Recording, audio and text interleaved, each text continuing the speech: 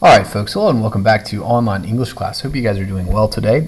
Today is April 20th. It's a Monday. We're going to be continuing our work analyzing King Lear's second act, Act 2, in our second OTN, OTN 2.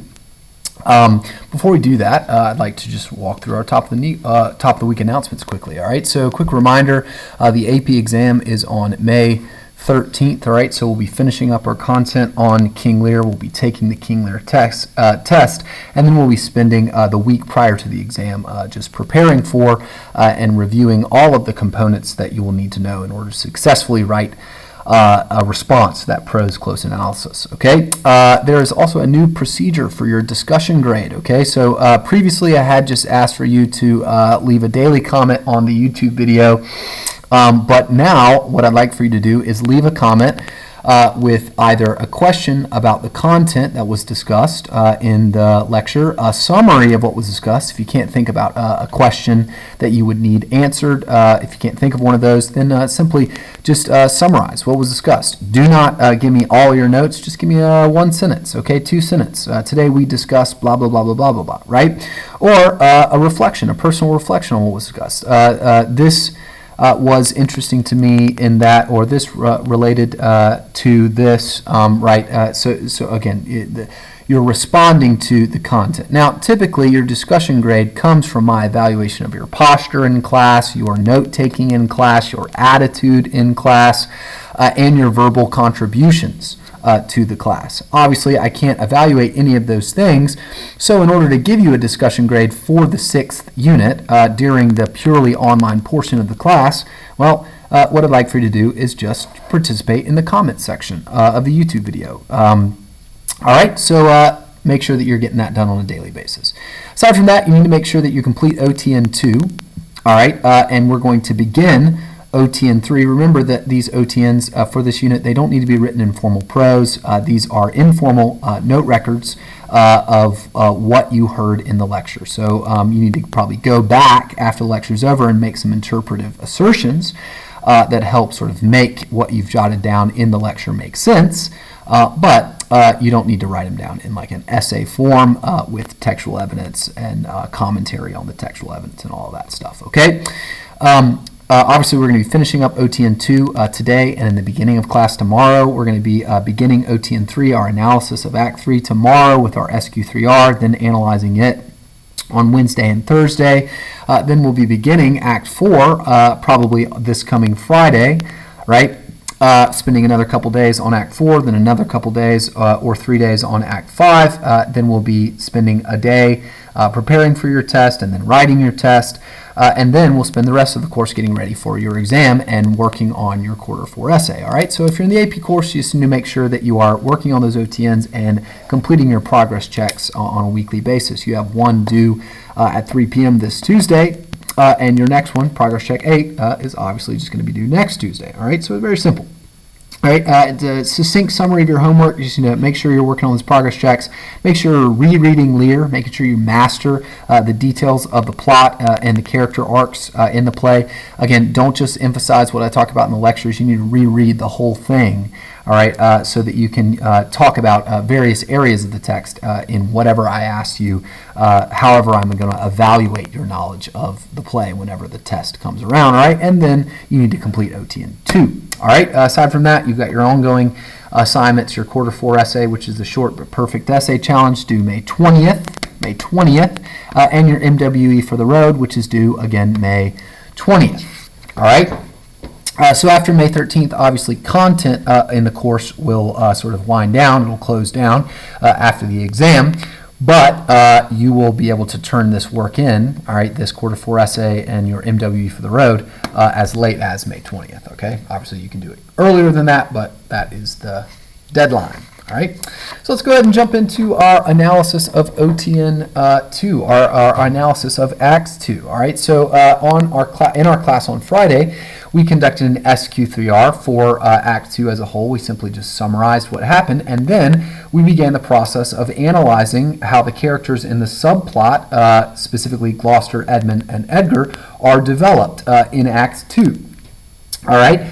And basically, all right, what occurs in in Act 2, in that subplot, is Gloucester, very much like Lear back in Act 1, blesses the child that should be cursed, all right, and curses the child that should be blessed, leading to a kind of transformation in each one of these characters, all right, and it is a reflection of a kind of misjudgment on Gloucester's part, all right, as he is completely self-assured that what he is doing is right, all right, as he misjudges both the people around him and the environment around him, leading him to make a very fateful mistake that is going to lead to great suffering for him and also for others, okay? This leads to a kind of transformation in both of these characters. That is a motif in the narrative as a whole, transformations, all right, or things not being as they seem, or things being the opposite of what they seem, right? Edmund, the character who is probably the most evil, right, the most wicked, the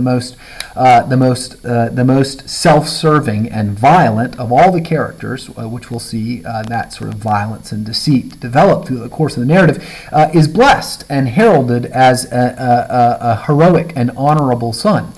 Edgar, who is genuinely a good guy, an honest and loyal son to his father Gloucester, is cursed, marginalized, sent out into the storm, and forced to pretend to be, disguises himself as poor Tom. All right, again, sort of emphasizing this kind of pattern in the narrative where good individuals like Kent, Cordelia, and Edgar are expelled, are rejected, and forced to disguise themselves or to operate clandestinely in an environment that heralds and honors that which is evil and punishes, all right, and marginalizes that which is good. Okay, this is a picture of the broken world. So the main ideas, all right, of kind of Act 2 communicated to us in this sort of pattern of father figures or leaders, right, the people who are supposed to be able to make good judgments, right, a duke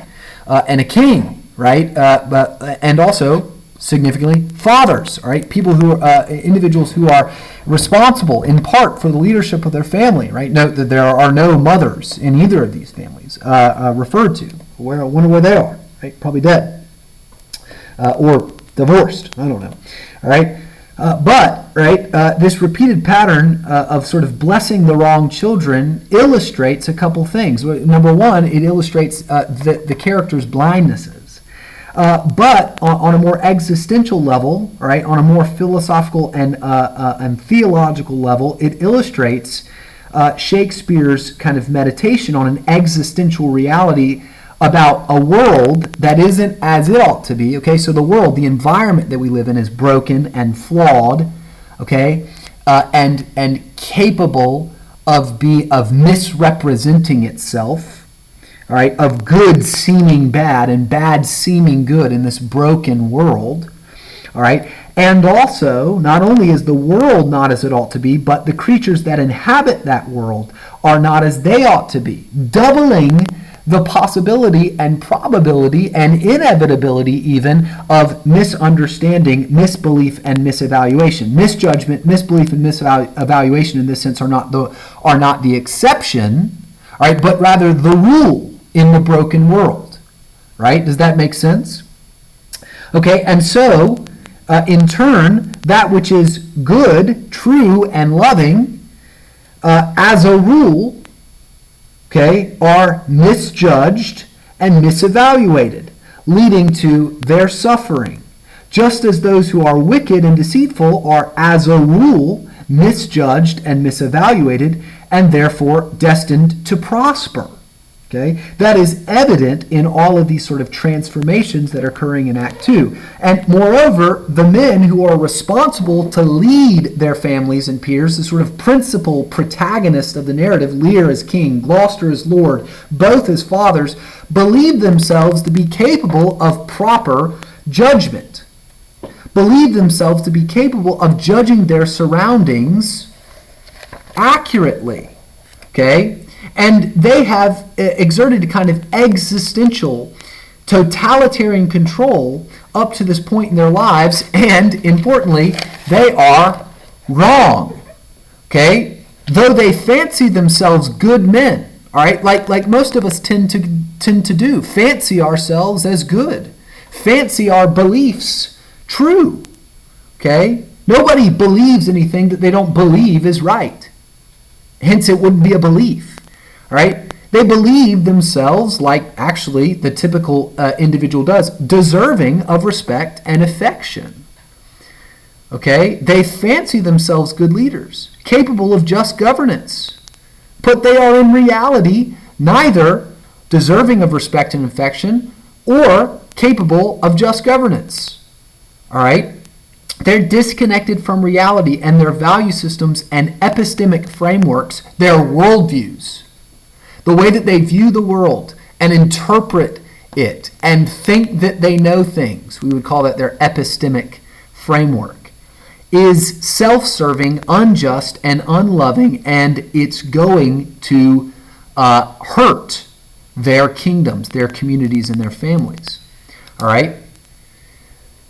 But deeper still, all right, listen carefully. All right, I know that there's no text in front of you and you're just listening to my voice, but you need to, please, deeper still, Shakespeare in the drama, all right,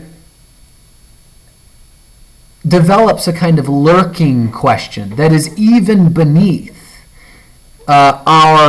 even beneath the anxiety incurred by this environment in which bad men have power and reward bad people and punish good people. All right? Shakespeare offers this kind of deeper anxiety as he explores the moral reasoning and internal motives not only of the good characters like Kent and Cordelia, but also significantly allows Edmund to speak a lot, very much like Iago in Othello, right?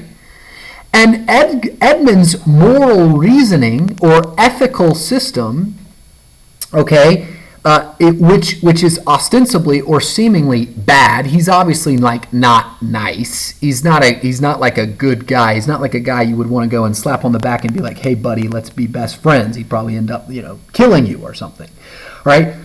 But both groups, all right, embodied most clearly by Edmund and Cordelia, who are opposites of one another, okay, right, have a kind of cogent moral system. In other words, Edmund is not like this, like a villain from a kids movie who's like, "I want to destroy the world," and someone's like, "Why?" and he's like, "Because destroying the world." It's like there's no reason, and in that sense, that villain is this sort of straw man of evil, who is completely unrealistic. Right, and completely unrelatable. But Edmund's moral reasoning is actually pretty relatable.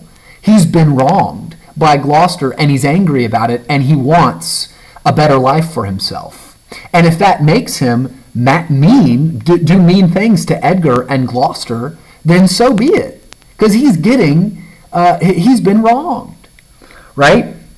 And Edmund gets to explain why he is the way he is, right? In his opening soliloquy, "Nature, thou art my goddess," he explains the sort of moral reasoning that motivates all of his actions. And it's cogent, right? In a world where nature is the goddess that one worships, in an abjectly material world, what Edmund is doing is not necessarily wrong. Yes, it's kind of mean, but it's not wrong, just as what Cordelia has done is not necessarily right either.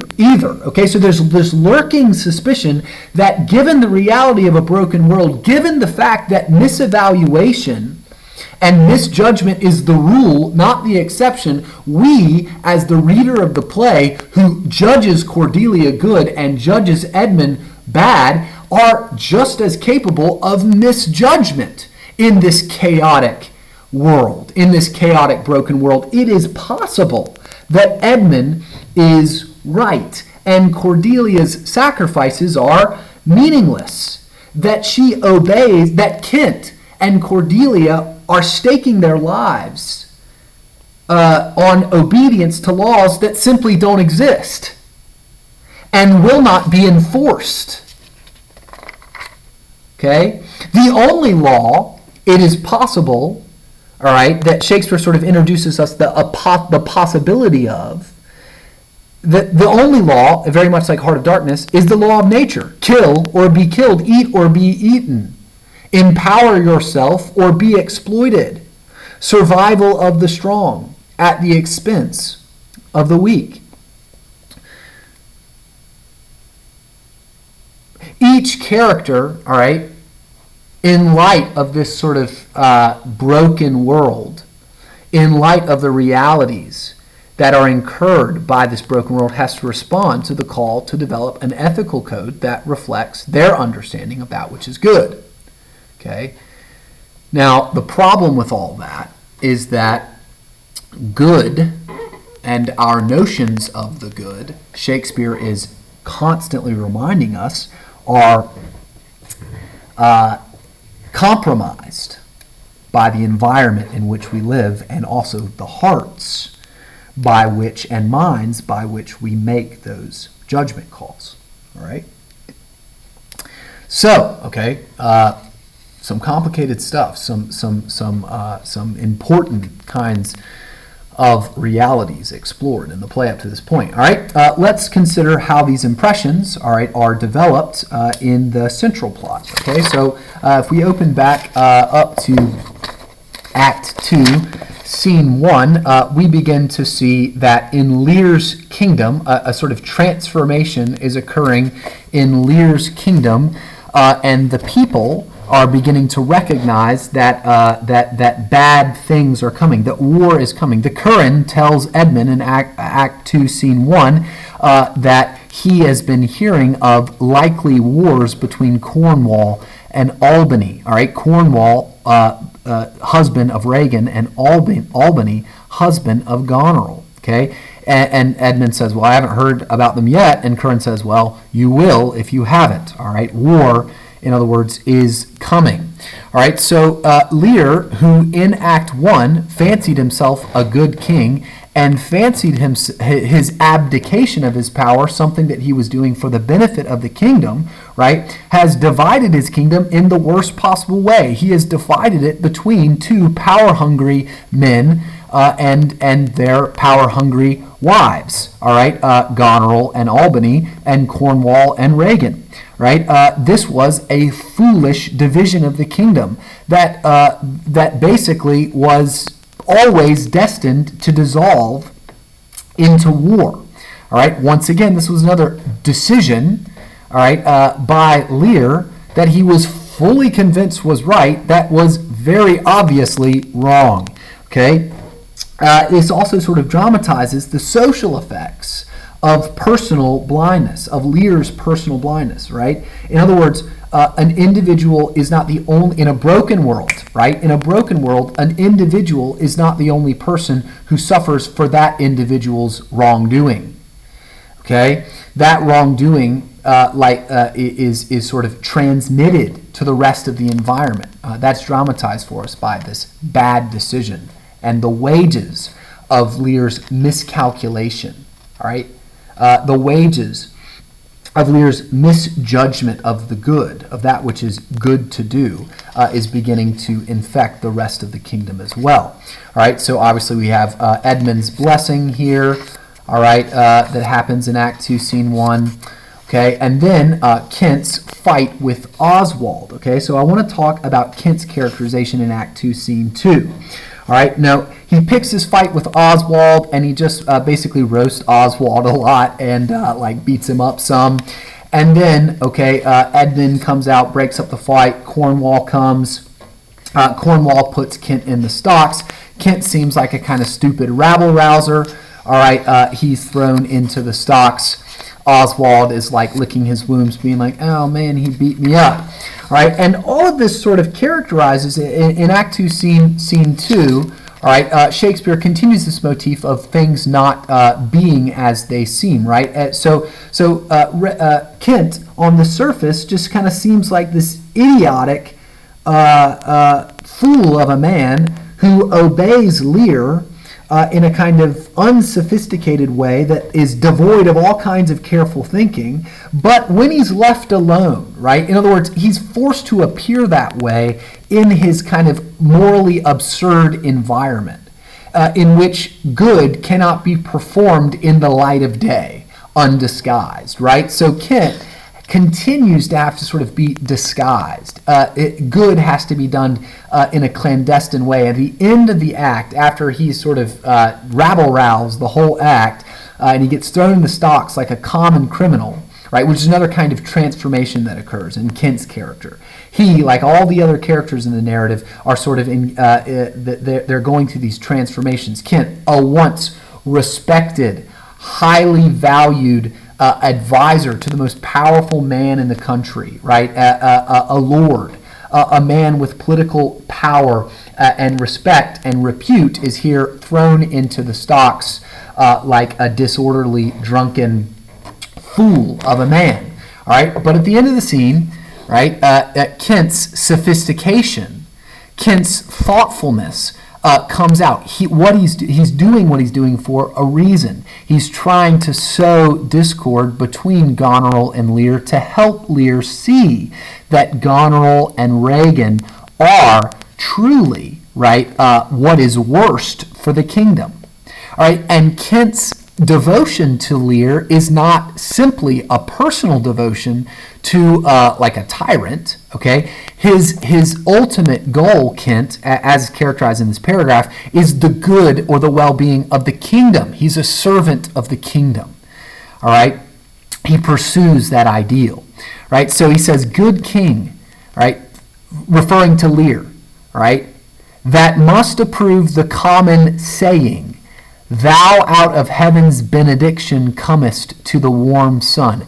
Okay, that is a really convoluted language. We don't talk like that anymore. But basically, okay, what he's doing is he is referring to a kind of axiom, all right, a kind of proverbial wisdom here, that all good things must come to an end, that all good things eventually flicker and fade.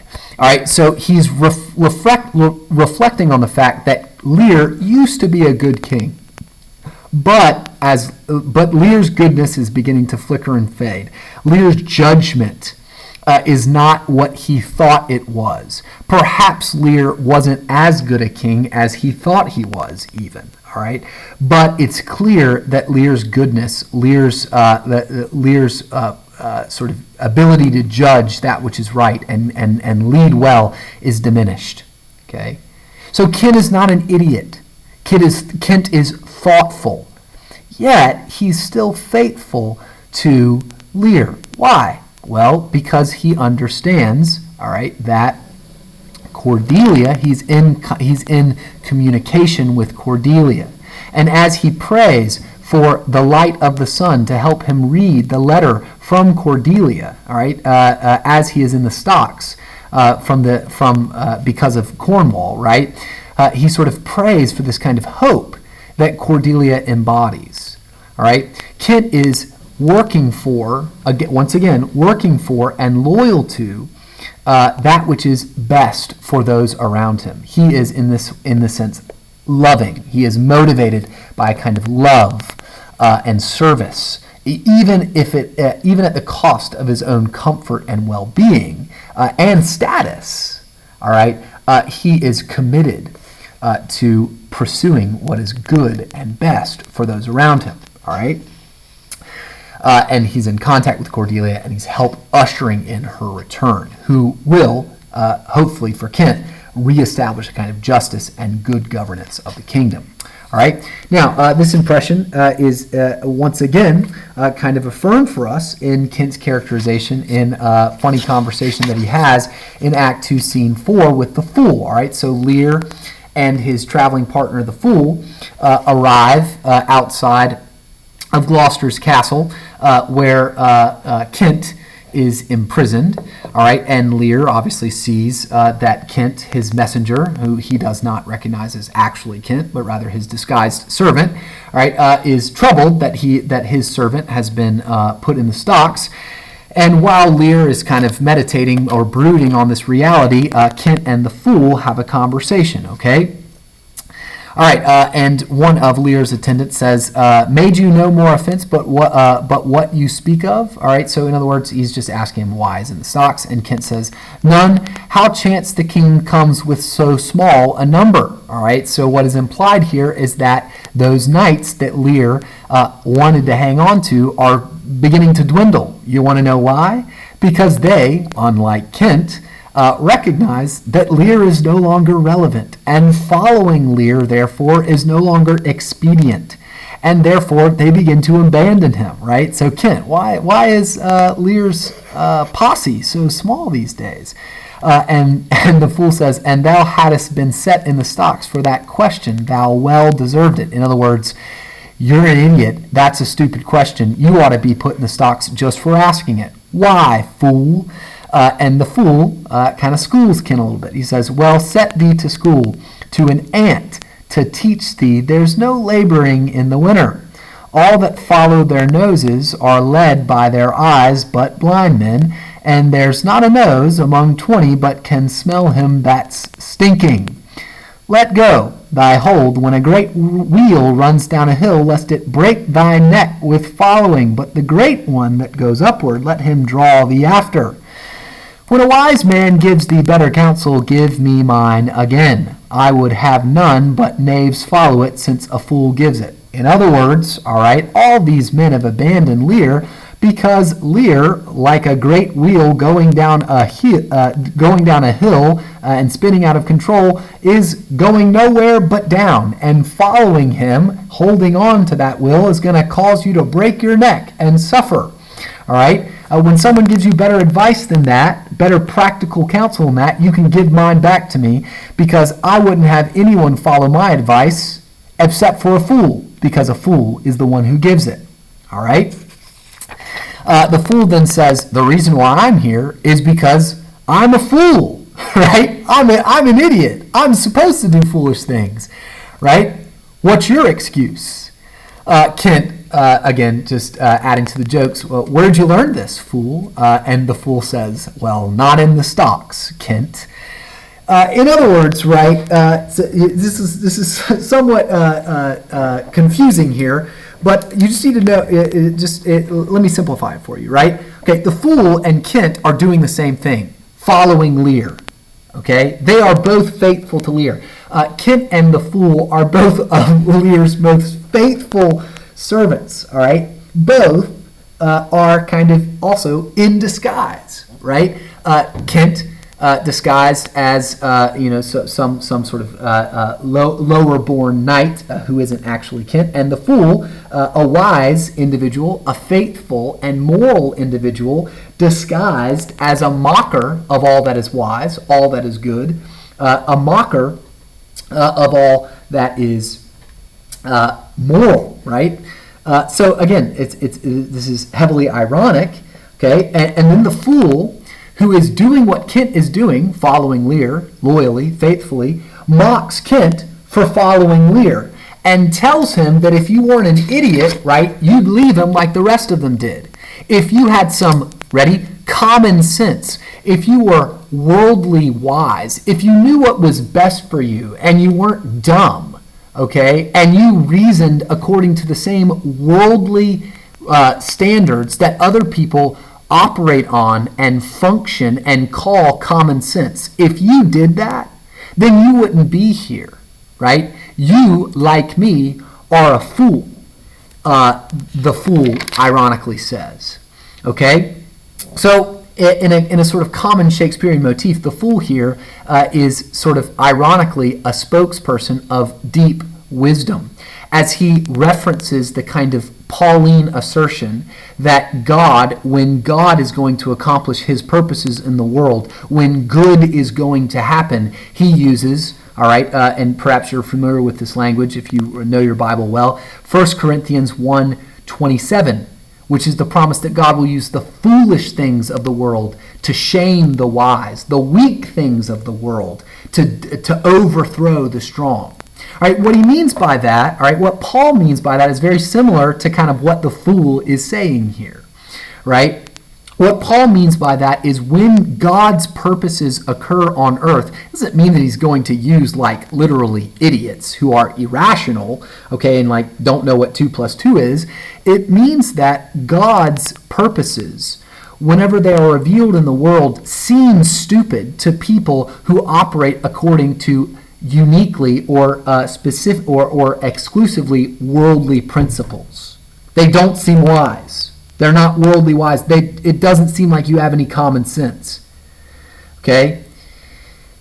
You are, in that sense, a fool. Here, the fool mocks Kent for being faithful and loyal, illustrating the ways in which, right, in a broken, upside-down world, faithfulness, dutifulness, loving service of another is foolish or seems foolish, just as self-service seems wise, seems like it smells like common sense. Okay? So following this kind of motif of transformation, Kent, the respectable, loyal servant of the crown and the people, is depicted in the scene as a kind of common criminal, tossed into the stocks and then mocked by a fool for behaving foolishly. Okay? He, a good man, all right, is made by the kind of absurdity of his environment to seem like a fool, to seem insane. Just like Edgar, who has to pose as a crazy person, poor Tom. Cordelia, who becomes banished, an exile from the kingdom that she should rightfully be ruling. And her husband, France, who, guess what, is called crazy for marrying Cordelia after she loses her inheritance. Okay? In other words, right, in the broken world, in a world that is not as it ought to be, judged and evaluated by people who are not as they ought to be, good seems foolish, and bad seems wise. Right? Okay. Tomorrow we'll finish up our analysis of Lear, okay, in Act 2, Scene 4, as he transforms from a man of power, completely assured that his judgments are true and right and good, into a man who is completely disempowered, completely marginalized, and confronted with the reality that he was very, very wrong. All right. Have a great day.